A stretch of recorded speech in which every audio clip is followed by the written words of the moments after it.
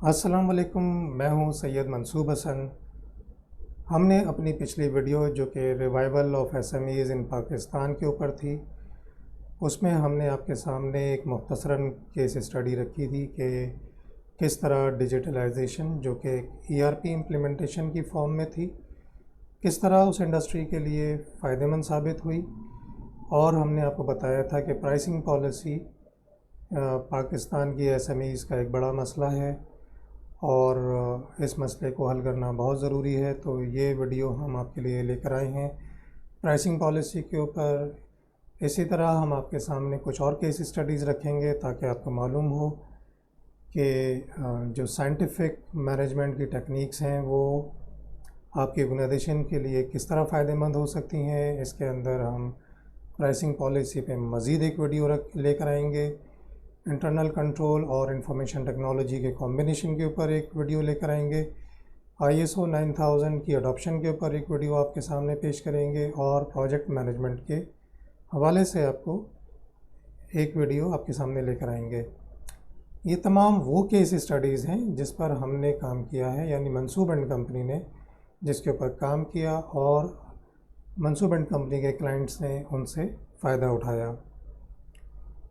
Brief back ground آپ کے سامنے اس کا رکھیں گے کہ یہ اسائنمنٹس کیسے شروع ہوا، یہ انڈسٹری کون سی تھی، اس میں کیا چیلنجز سامنے آئے، کیا سولوشن ہم نے دیا، اس کا کیا فائدہ ہمارے کلائنٹ کو ہوا، اور مزید ریسورسز جو آپ کے لیے فائدہ مند ہو سکتے ہیں وہ بھی آپ کے سامنے رکھیں گے۔ تو پہلے دیکھتے ہیں کہ کیا اس کا بیک گراؤنڈ تھا۔ یہ اسائنمنٹ میرے کنسلٹنسی کے بالکل ابتدائی دنوں کا ہے۔ یہ 1996 کے آخری جو مہینے ہیں ان کا اسائنمنٹ ہے۔ جو کلائنٹ ہمارا تھا اس کے سامنے جو چیلنجز تھے کہ وہ ان کی فائنینشیل پوزیشن جو ہے وہ ان کے سامنے بالکل کلیئر نہیں تھی، ان کو اندازہ نہیں تھا کہ وہ کہاں کھڑے ہیں، ان کی پروفیٹیبلٹی کیا ہے، ان کو اس کا بھی اندازہ نہیں تھا کہ کس طرح ان چیزوں کو مینیج کیا جائے۔ اس دور کے اندر آئی ٹی کی اڈاپشن تو بہت ہی کم تھی، اس لیے ان کے سامنے بہت چیلنجز تھے۔ تھوڑا انڈسٹری کے اوپر بات کرتے ہیں۔ جس انڈسٹری سے اس کلائنٹ کا ہمارے تعلق تھا وہ ہے آٹو موبائل پارٹس مینوفیکچرنگ۔ ہمارا کلائنٹ جو آٹو موبائل اسمبلرز ہیں ان کے وینڈر تھے۔ آٹو موبائل اسمبلر جو کہ انڈس موٹرز، ہونڈا اور سوزوکی ہیں، ان کے لیے ڈفرینٹ پارٹس بناتے تھے۔ یہ آپ کے سامنے کچھ پارٹس ہیں، ایگزیکٹلی یہ پارٹس تو نہیں لیکن کچھ اسی طرح کے چھوٹے اور بڑے پارٹس وہ بناتے تھے۔ اس انڈسٹری کا جو مینوفیکچرنگ پروسیس جو ان کے پاس تھا وہ را مٹیریل اسٹوریج تھا۔ پھر را مٹیریل سے جو ہے وہ شیٹس ایشو ہوتی تھیں جو کہ کٹنگ اور شیئرنگ کے اندر جاتی تھیں، وہاں سے پھر ڈفرینٹ سائزز میں شیٹس کٹ کے وہ پاور پریسز کے پر جاتی تھیں جو کہ ان کے پاس کافی بڑی تعداد میں تھے ڈفرینٹ کیپیسٹیز کے۔ وہاں پر پھر ان کی پریسنگ کے ذریعے کٹنگ اور ان کی جو شیپنگ ہوتی تھی، پھر مختلف پارٹس کی ویلڈنگ، پھر اس کے اوپر پینٹنگ، پھر فنیشنگ، اور پھر ان کو جب وہ فنش ہو جاتے تھے فنش گوڈ اسٹوریج میں رکھ دیا جاتا تھا، اور اس دوران انسپیکشن اور کیو سی بھی ان کا پرفارم کیا جاتا تھا۔ جو چیلنجز تھے ان کے سامنے، ایک تو یہ تھا کہ ان کے پاس ایک کوئی پراپر کمپیوٹرائز کوئی اکاؤنٹنگ سسٹم نہیں تھا۔ ایک بہت بیسک سے بھی پہلے کا ایک ڈیٹا انٹری سسٹم کہہ سکتے ہیں کہ جو صرف واؤچرز کی کسی حد تک انٹریز کر لیتا تھا، کوئی رپورٹنگ اس کے اندر نہیں تھی، تو انفیکٹ وہ کسی کام کا نہیں تھا، جس کی وجہ سے نہ تو وہ کوئی فائنینشیل رپورٹنگ کرتا تھا نہ پروفیٹیبلٹی کا بتا سکتا تھا۔ جو اسائنمنٹ ہمیں دیا گیا اوریجنلی وہ اکاؤنٹنگ سسٹم بنانے کا تھا، اکاؤنٹنگ سافٹ ویئر بنانے کا اسائنمنٹ نہیں تھا وہ۔ جب ہم اکاؤنٹنگ سسٹم بنانے کے اسائنمنٹ پر ہم کام کر رہے تھے تو اس دوران جو آٹو موبائل اسمبلرز جن کے وہ وینڈر تھے ان کی طرف سے ایک پرائس نیگوسیشن کا راؤنڈ دوبارہ شروع ہوا۔ تو اس وقت انہوں نے، جو ہمارے کلائنٹ تھے، انہوں نے ہم سے درخواست کی کہ منصوب صاحب ہمیں پرائس نیگوسیشن میں ہمیں کچھ سپورٹ پرووائڈ کر دیں. ہمارے پاس ڈیٹا اویلیبل نہیں ہے تو ہمیں جو ضروری ڈیٹا ہے وہ ہمارے لیے آپ بنا دیں. تو ہم نے پھر جو اپنا مین اسائنمنٹ تھا اس کو for the time being stop کر کے ہم نے پھر ان کے اس اسپیشل اسائنمنٹ پہ ہم نے کام شروع کیا. اس کام کے لیے ہم نے ڈیٹا کلیکشن کے فارمیٹس بنائے جس میں ہم نے پھر جس طرح سے کاسٹ انکر ہو رہی تھی, جس ڈپارٹمنٹ میں جہاں پر جس اسٹیج کے اوپر کاسٹ انکر ہو رہی تھی, ہم نے ان فارمیٹس کے ذریعے وہ کاسٹ ہم نے کیپچر کی.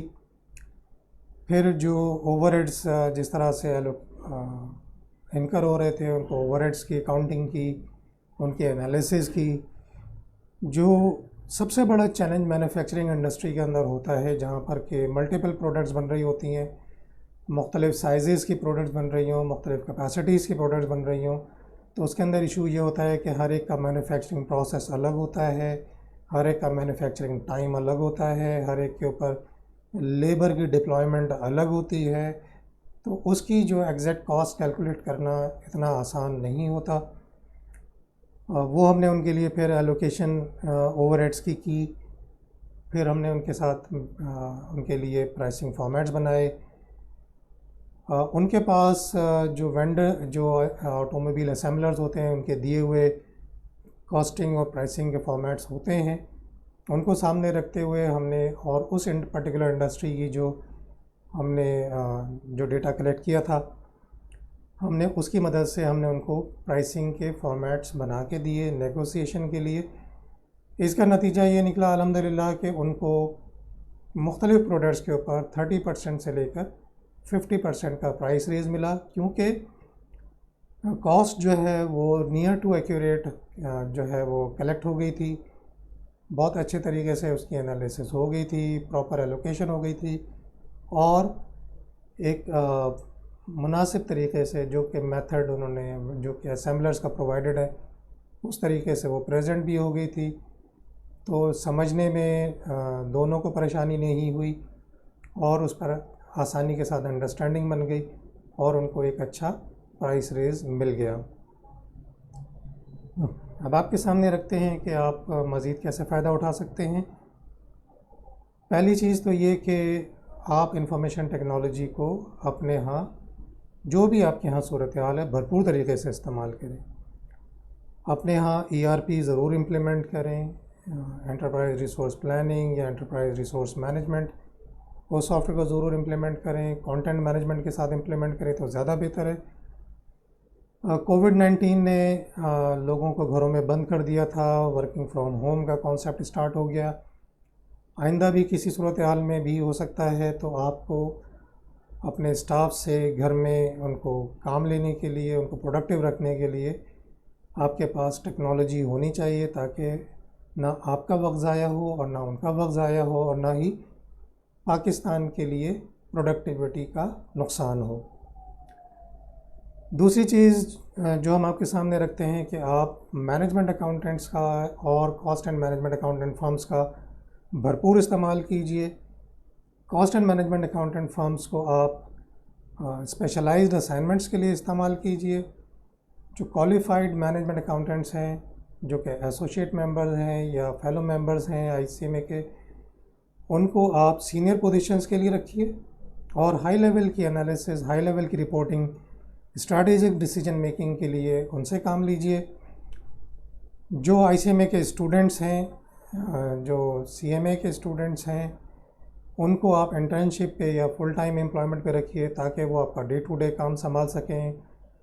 سینئر مینجمنٹ کو پراپر ڈیٹا کاؤنٹ فار کر کے کیلکولیٹ کر کے ان کو رپورٹ کر سکیں تاکہ ان کی ڈیسیجن میکنگ جو اسٹریٹجک لیول کی ہے اس میں وہ مددگار ثابت ہو سکیں.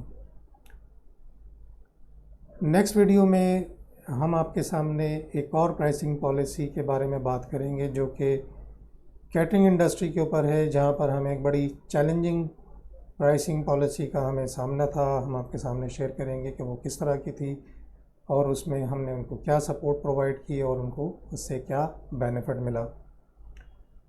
امید ہے آپ کو اس مختصر سے ویڈیو میں کافی معلومات ملی ہوں گی. ہمارے اس چینل کو سبسکرائب کیجئے، اپنے ساتھیوں کے ساتھ، اپنے جو بزنس ایسوسیٹس ہیں، جو دوسری انڈسٹریز ہیں، ان کے ساتھ شیئر کیجئے تاکہ ان کی معلومات میں بھی اضافہ ہوں اور وہ بھی بینیفٹ لے سکیں، تاکہ پاکستان کو جنرلی زیادہ سے زیادہ بینیفٹ ہو۔